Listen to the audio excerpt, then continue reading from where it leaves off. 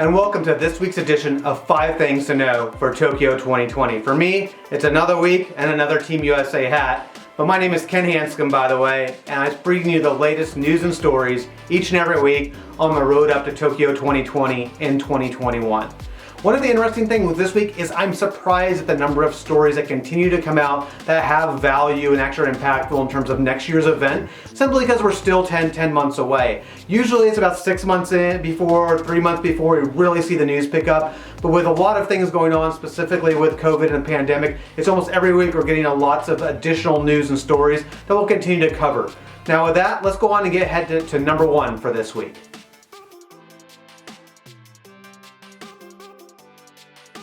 It's always exciting for me to talk more about tickets, and that's really in terms of number 1 what I'm talking about this week. We continue to see some really good drops from Cosport out there.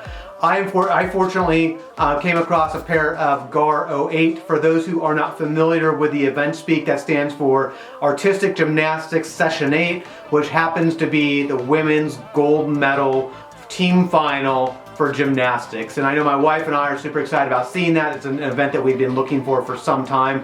And so that just means over the coming weeks and months, as always, Olympic tickets, if there's something you have your heart set on, make sure you continue to look and continue to monitor, because there is a chance that you'll come up with that. I'm still looking for a few more events, and I have hope that I will find them over the coming months, but this tells you kind of to never give up hope, that there's always more tickets and they always seem to come out. So with that, let's go on to number 2.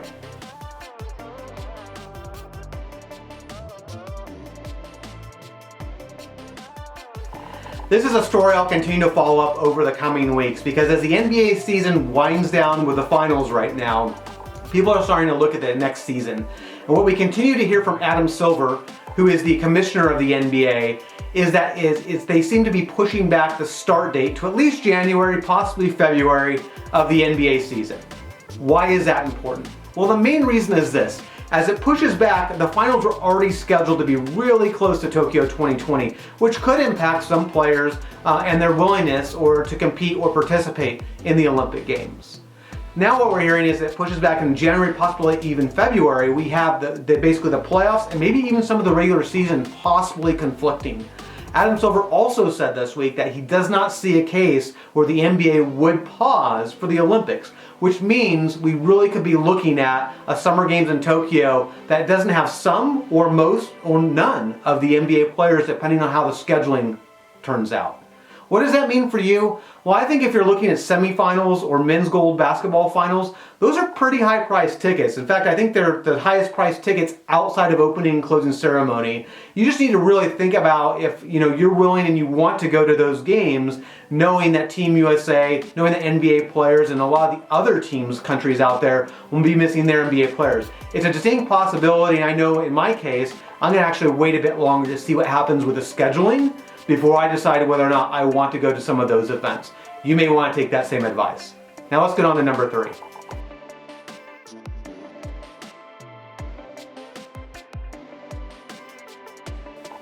The big news this week out of Japan is really looking at when is Japan going to reopen for tourism?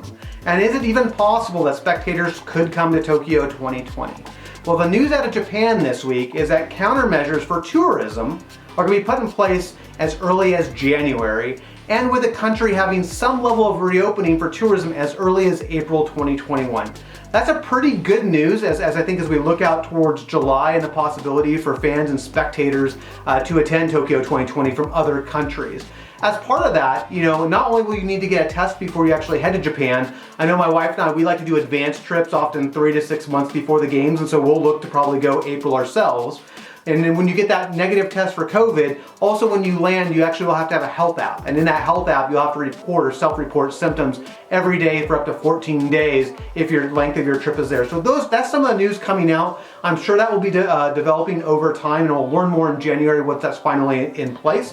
But the really good news is we're actually seeing a time frame where it's possible that we may be able to go and visit Tokyo, Japan in preparation, and also for the Tokyo Games next summer. Now let's move on to number 4.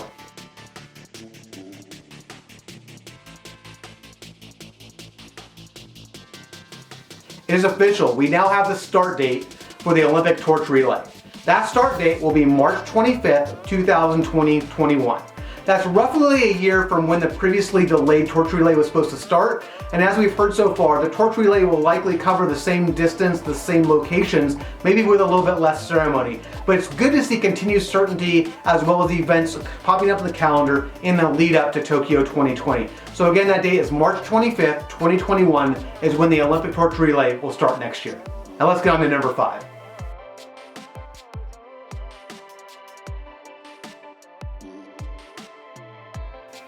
Last, but certainly not least this week, is some really cool content I came across on the Olympic Channel.